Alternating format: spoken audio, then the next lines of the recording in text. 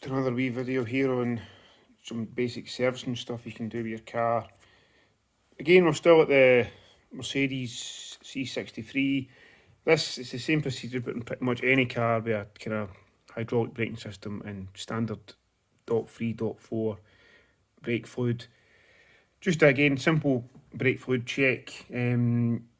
First thing you obviously want to do is make sure you've got enough brake fluid, so we have a lower and an upper mark. We're a wee bit below the max mark, so we're fine there. Your brake fluid level will actually drop through time as your brake pads and discs burn down. More fluid will drain down into the system. So if you're it's a good idea just to keep an eye on it.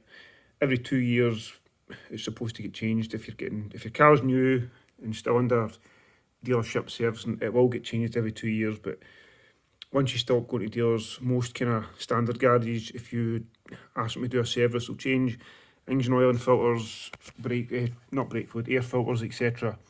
But they won't really touch the brake fluid unless you tell them. You can't really tell by looking at brake fluid unless it's really terrible. Like we'll have a wee look in here, but brake fluid is kind of golden in colour. When it gets really old, it will start to get darker and darker. I've only ever seen one really bad car, and that was a Vauxhall Nova I had years ago, one of my first cars, and it actually looked like old chip fat oil. It was that black, but in there it's kind of nice and golden.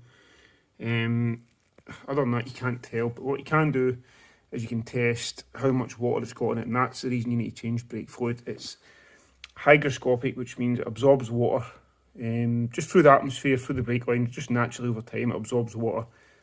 And that means it just ends up giving you a spongy brake pedal and your brakes don't work as well. And if you try and press your brakes really hard one day, or you're doing some heavy braking continuously, what might happen is your brake pedal will just drop to the floor and you'll have no brakes because the water inside boils, and it's not good. So, simple wee brake fluid tester here.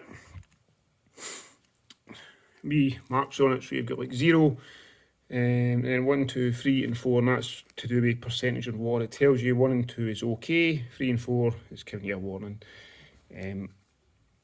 So it's really simple to use. You just drop the probes here inside and press the button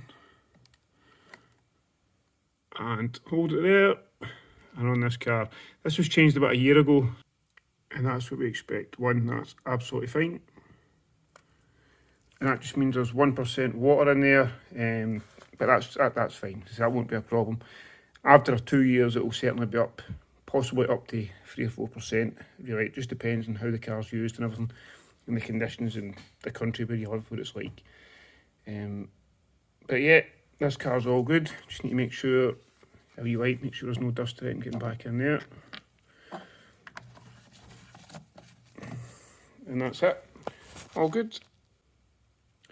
Though I should add, these wee brake fluid testers, you can get them in car maintenance stores and online, eBay, Amazon, etc. They're not expensive. I think that one was about a tenner, roughly.